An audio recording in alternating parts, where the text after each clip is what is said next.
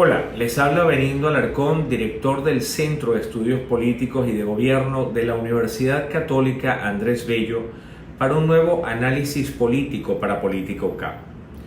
Continuando con nuestra serie de podcasts dedicados a analizar la situación política del país, hoy quiero traerles algo distinto a lo que los tengo acostumbrados. Hoy quiero presentarles mi posición personal sobre el debate que se desarrolla hoy en día sobre los candidatos y la próxima elección presidencial.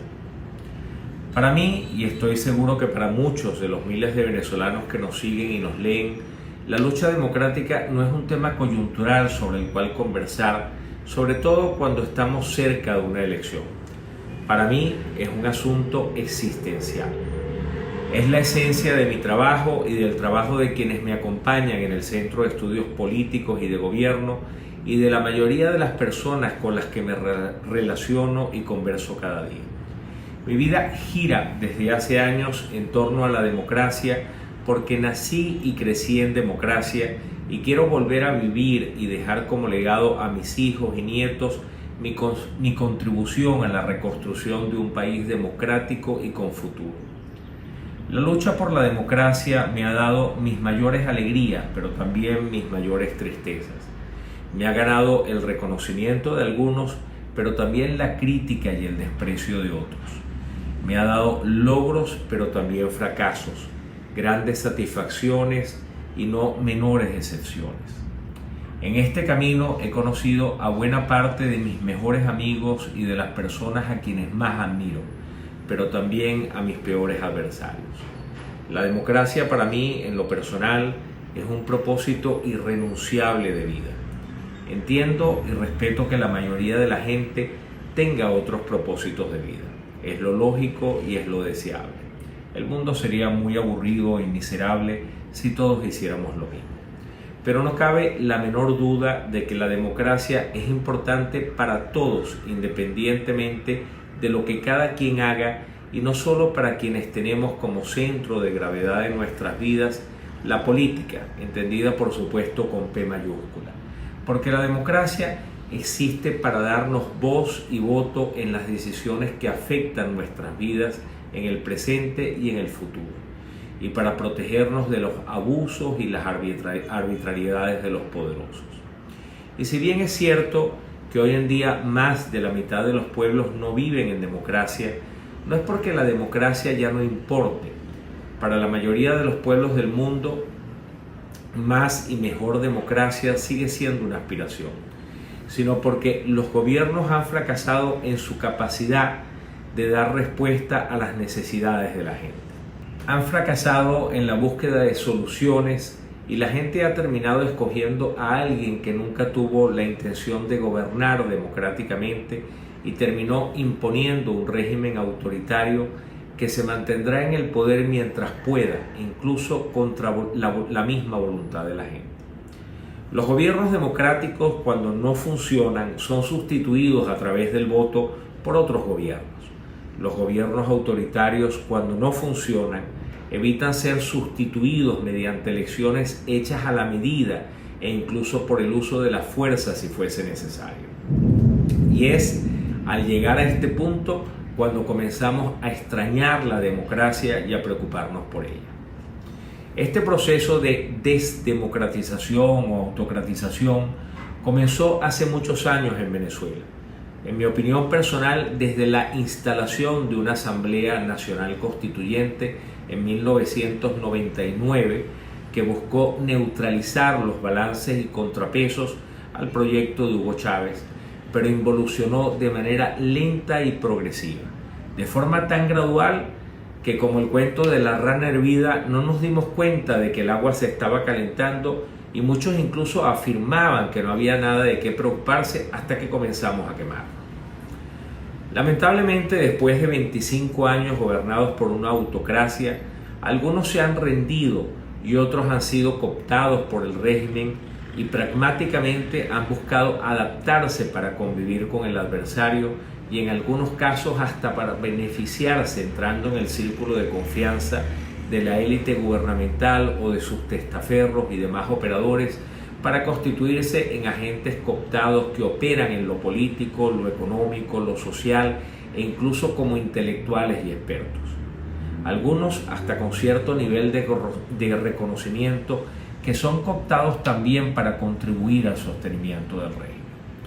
Afortunadamente, en términos electorales, este grupo es insignificante, pero muy activo políticamente. Copan las redes sociales, se mimetizan como opositores con narrativas en ocasiones muy bien elaboradas, que aunque pocos entienden, confunden a muchos porque su difusión es extraordinaria gracias al apoyo que se les da desde el mismo gobierno, con el apoyo de miles de cuentas anónimas o incluso nominadas que no siguen ni son seguidas por casi nadie, pero que llegan a mucha gente. Reconocerlos es fácil porque son actores casi omnipresentes en las redes sociales. Ustedes los verán cada vez que abre una red social, sin importar cuántas veces al día lo haga, con discursos opuestos a lo que señalan los estudios de opinión serios y confiables, atacando y descalificando a quienes difundimos ideas y conocimientos sobre cómo han funcionado los procesos de transición en el mundo, o a quienes intentan liderar o poner su grano de arena para lograrlo en nuestro país, o intentando destruir y revertir las tendencias y los consensos a los que la mayoría democrática, que va mucho más allá de los partidos políticos, ha llegado con mucho trabajo y esfuerzo, como fue por ejemplo el caso de la realización de la primaria y las consecuencias que se desprenden de sus resultados, como ha sido el actual consenso sobre el liderazgo de quien la ganó por una mayoría incuestionable, lo que va más allá de la intención inicial de elegir una candidatura y lo que la constituye hoy en día como un liderazgo que nadie puede negar. Esto no quiere decir que todos los que tienen diferencias de opinión o incluso opiniones disruptivas jueguen para el gobierno. Disentir es legítimo, yo mismo lo he hecho muchas veces y parte esencial del debate político. Pero una cosa es disentir de buena fe porque se cree en lo que se dice. A estos señores yo los leo, los escucho, los aprecio y los respeto porque me ayudan incluso a cuestionarme a mí mismo y a enriquecer mis propias posturas. Pero algo muy distinto es fabricar argumentos de manera maliciosa para confundir, ganar el beneplácito del gobierno o porque se forma parte de un círculo de actores cooptados y generosamente financiados directa o indirectamente desde el régimen. A ellos no los respeto y debemos recordarles que, como decía Alexander Ijašević, sabemos que nos mienten, ellos también saben que nos mienten, ellos saben que sabemos que nos mienten, sabemos que ellos saben que sabemos que nos mienten y sin embargo nos siguen mintiendo. Del lado de la oposición hay un grupo que podríamos definir como oposición pasiva, que aunque pueda confundirse con el primer grupo, no han dejado de ser oposición. No se benefician ni les interesa la convivencia con el régimen, pero pueden confundirse con los primeros porque la desesperanza, el miedo o la prudencia les lleva a mimetizarse a la espera de una oportunidad que genere un cambio positivo de expectativas y que los impulse a asumir un rol mucho más activo. El tamaño de este grupo fluctúa porque depende de las expectativas del momento. Ante la falta de expectativas positivas sobre las probabilidades de un cambio político o la utilidad de participar políticamente o tras la decepción de una derrota, todos podemos pasar, aunque sea temporalmente, de ser opositores activos a ser pasivos. Pero algo que no debemos olvidar es que la mayor parte de las transiciones democráticas a partir de 1974, cuando se produjo la revolución de los claveles en Portugal, han sido resultados de las demandas y luchas de la sociedad y no de la imposición de vencedores sobre derrotados tras una guerra o de gobiernos autoritarios liderados por hombres sabios o generosos que han decidido de repente limitar o desprenderse del poder.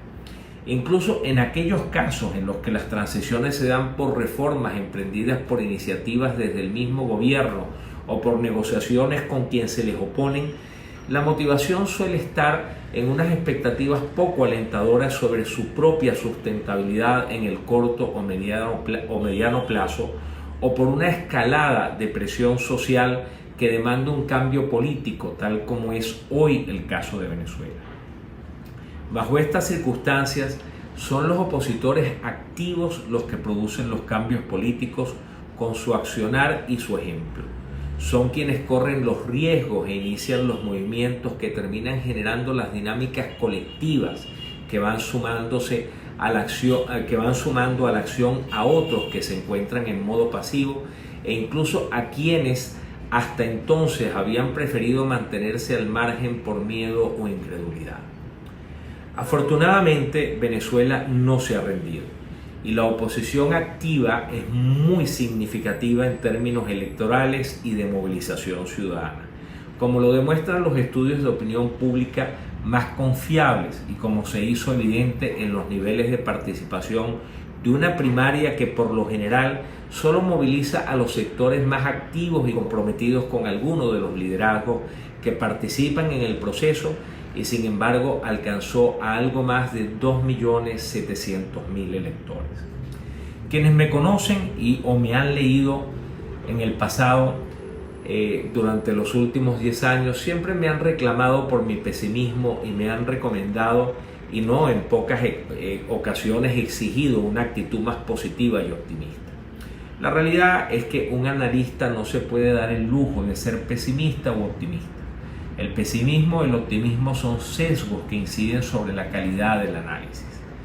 Es por ello que el pasado 11 de octubre, cuando presentamos ante los medios de comunicación nuestra encuesta nacional sobre la primaria, que se realizaría 12 días después, y en donde anunciábamos niveles de participación que alcanzarían entre 12 y 15% del padrón electoral, y el triunfo de María Corina Machado con un 90% de los votos, y cuando posteriormente hice una presentación en prospectiva Venezuela para el año 2024, los periodistas que asistieron se mostraron sorprendidos al notar un giro más optimista en mi perspectiva sobre las probabilidades de que ocurriese un cambio político en el corto o mediano plazo en Venezuela.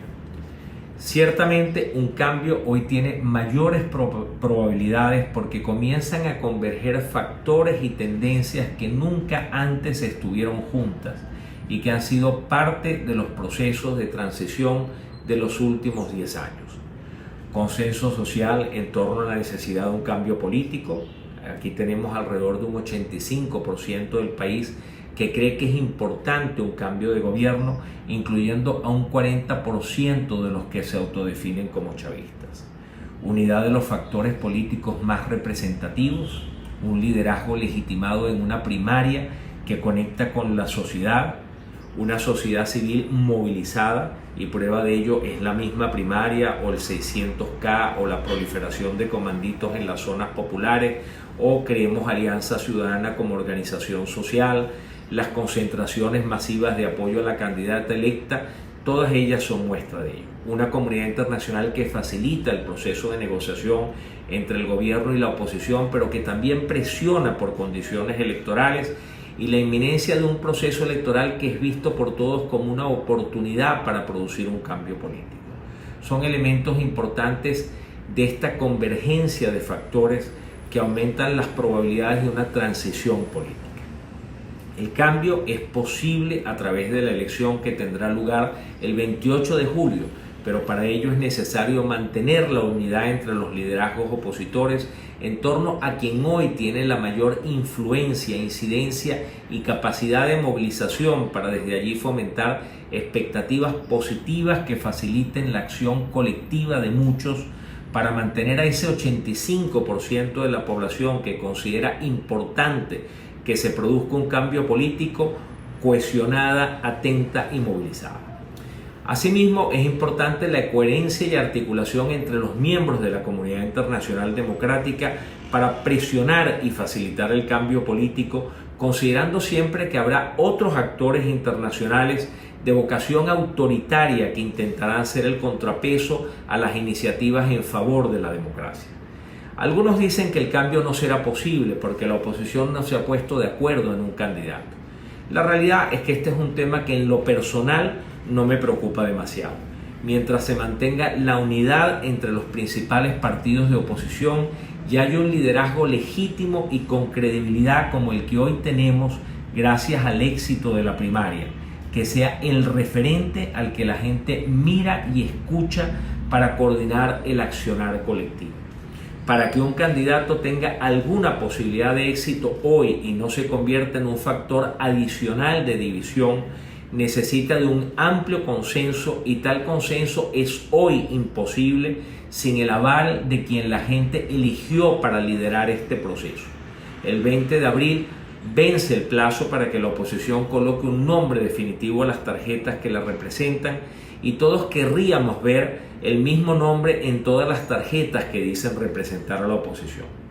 Lamentablemente eso no pasará, porque no todos los que dicen ser opositores lo son, y están allí tan solo para ejecutar la estrategia divisionista del gobierno, e incluso otros que sí lo son no tendrán el desprendimiento para entender que este no es su momento y la prioridad es Venezuela. Pero lo que más importa hoy es que Venezuela no se ha rendido y la gente decidió que el cambio es necesario y depende del compromiso y la acción de todos nosotros. Cuando un país decide cambiar, no hay mucho que puedan hacer quienes están en el poder para evitarlo. Es por ello que el 28 de julio, de una forma o de otra, sabremos qué hacer y por quién votar, lo que derrotaría la estrategia del gobierno de dividir para vencer y polarizaría la votación entre Maduro y quien mejor representa a las fuerzas democráticas. Este es un escenario muy probable en el que el cambio político sería inevitable. Si se materializa este escenario, ¿qué vendría después? Eso lo dejaré para una próxima entrega.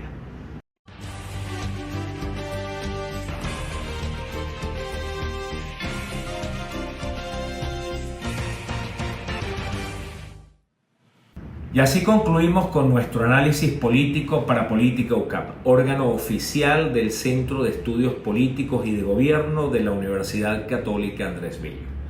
Les invitamos a visitar nuestras distintas plataformas digitales y redes sociales en Twitter e Instagram, @PolíticaUCAP, política con K, recuerde, porque escribimos y hablamos sobre política de una manera distinta.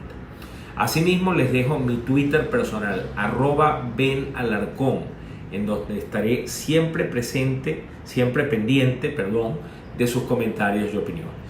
Hablo para ustedes Benigno Alarcón desde el Centro de Estudios Políticos y de Gobierno, deseándoles el mejor día posible. Me despido hasta nuestro próximo podcast.